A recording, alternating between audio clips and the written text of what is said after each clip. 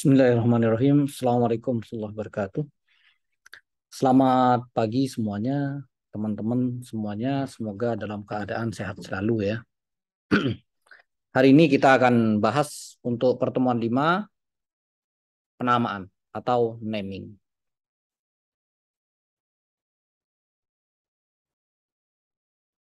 Sebelumnya kita sudah bahas tentang arsitektur dari sistem terdistribusi dan teman-teman sudah mendiskusikan dengan kelompoknya ya bagaimana sebuah sistem terdistribusi dan bagaimana arsitektur dari penterdistribusiannya. Dan hari ini kita akan bahas tentang naming.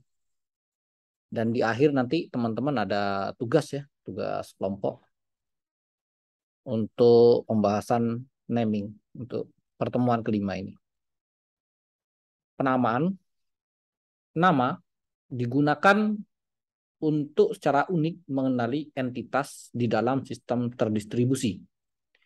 Entitas dapat berupa proses, objek jauh atau remote. Remote di sini jauh ya, news group, dan lain-lain. Itu adalah entitas. Nama dipetakan ke lokasi entitas menggunakan istilahnya adalah name resolution. Contohnya yang baris paling atas nama http://sister.net port 888/kuliah/contoh.html. Untuk nama di IP-nya, alamat sister.net dipetakan pada IP 55.55.55.55 dan portnya adalah ada di 8888. Untuk nama filenya itu adalah kuliah garis miring contoh.html. Dan untuk IP 55 dipetakan ke MAC address itu dialokasikan ke alamat MAC address 02608C02B05A. Tapi untuk memudahkan manusia, pengingatannya adalah www.sister.net. Karena manusia sangat susah ya untuk mengingat MAC address. Mungkin satu MAC address teman-teman bisa ya. Tapi bagaimana di atas 10 alamat MAC address? Itu akan jadi masalah tersendiri. Kita terbiasa menggunakan nama-nama untuk semua entitas. Contoh ada Budi, ada kelas, ada kota, ada mall, hotel. Nah, kita bisa menggunakan nama-nama untuk semua entitas. Dan akan kesusahan bagi kita ya kalau hotel kita sebut 02, 06, 7C, 8A. Wah, besok ada toko kita namain 60, 50, 70, 80. Wah, repot sekali nanti teman-temannya. Nama, alamat, dan pengenal. Suatu entitas dapat dikenali dengan 3 jenis referensi. Jadi ada referensi untuk penamaannya. Satu, nama itu sendiri. Kemudian ada alamat. Terus ada pengenal. Nama di sini adalah sehimpunan bit atau karakter yang mereferensi mengacu suatu entitas. Nama dapat bersifat human friendly atau tidak. Sedangkan alamat, setiap entitas terletak pada suatu akses point atau titik akses, dan akses point itu mempunyai alamat, address. Address dapat bersifat location dependent atau tidak. Contoh IP address plus port. Terus untuk pengenal, identifier. Identifier adalah nama yang secara unik mengenali entitas. Suatu identifier sejati adalah nama dengan properti berikut. Suatu identifier mengacu ke paling banyak satu entitas. Setiap entitas dirujuk oleh paling banyak satu identifier. Suatu identifier selalu merujuk ke entitas yang sama, tidak pernah digunakan ulang. Dan untuk sistem penamaan, sederhananya merupakan suatu middleware yang membantu urusan resolusi nama. Sistem penamaan dapat dikategorikan ke dalam 3 kelas berdasarkan pada cara pemberian namanya. Pertama ada penamaan flat, terus penamaan terstruktur, kemudian penamaan berbasis atribut. Ini adalah 3 sistem penamaan. Pertama, untuk kelas flat, identifier merupakan bit string yang acak, dikenal sebagai nama flat atau tak terstruktur. Nama flat tidak mengandung informasi apapun mengenai bagaimana menemukan suatu entitas. Kemudian akan dipelajari 4 jenis mekanisme resolusi nama untuk nama flat. Jadi ada broadcasting, forwarding pointer, ada pendekatan berbasis home, terus ada distributed hash table. Ini adalah 4 jenis mekanisme resolusi nama.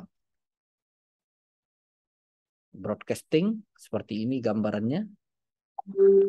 Terus forwarding seperti ini gambarannya.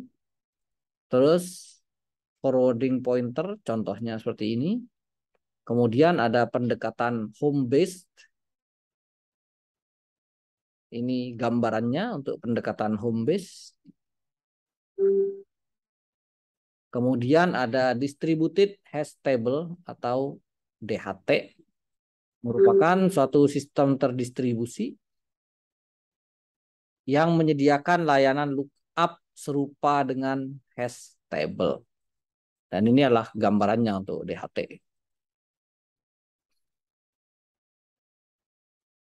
Kemudian ada chart, terus ada algoritma resolusi kunci knife.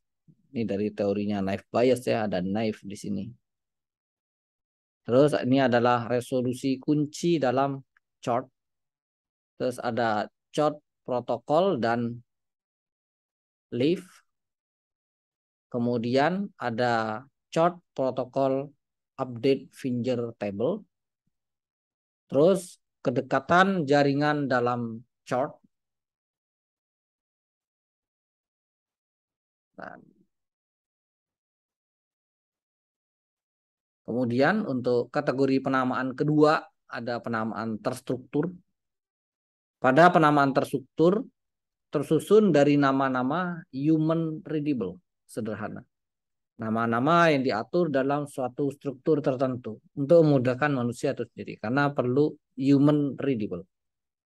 Contoh, file system menggunakan nama struktur untuk mengidentifikasi file. Pertama ada di folder home, user ID, work, this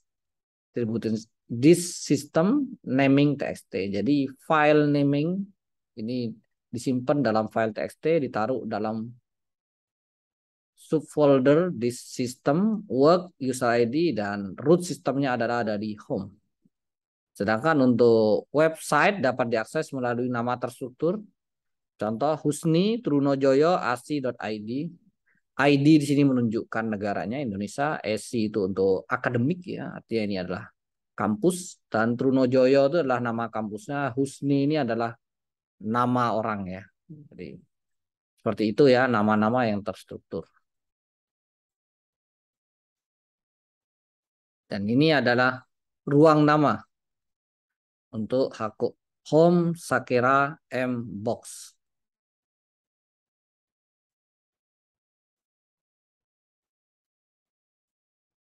Terus pengaitan nama. Ruang nama dapat secara efektif digunakan untuk mengaitkan, menghubungkan buat link 2 entitas berbeda. Dua jenis link dapat hadir antara node. Pertama ada hard link dan symbolic link. Pertama, hard link seperti ini. Ini adalah mode yang digunakan. Home Sakera Case merupakan hard link key untuk hard link ke case. Ada suatu direct link dari hard link ke aktual node. Nih, penggabungan ruang nama, mounting ruang nama.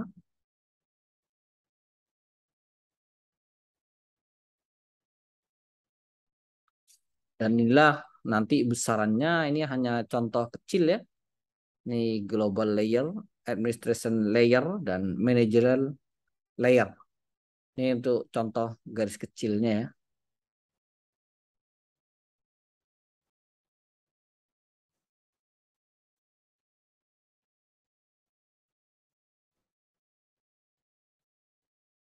Dan berikutnya nanti teman-teman ada tugas kelompok ya. Tugas kelompok di sini teman-teman per kelompok nanti menjelaskan ya, menjelaskan dari penamaan flat.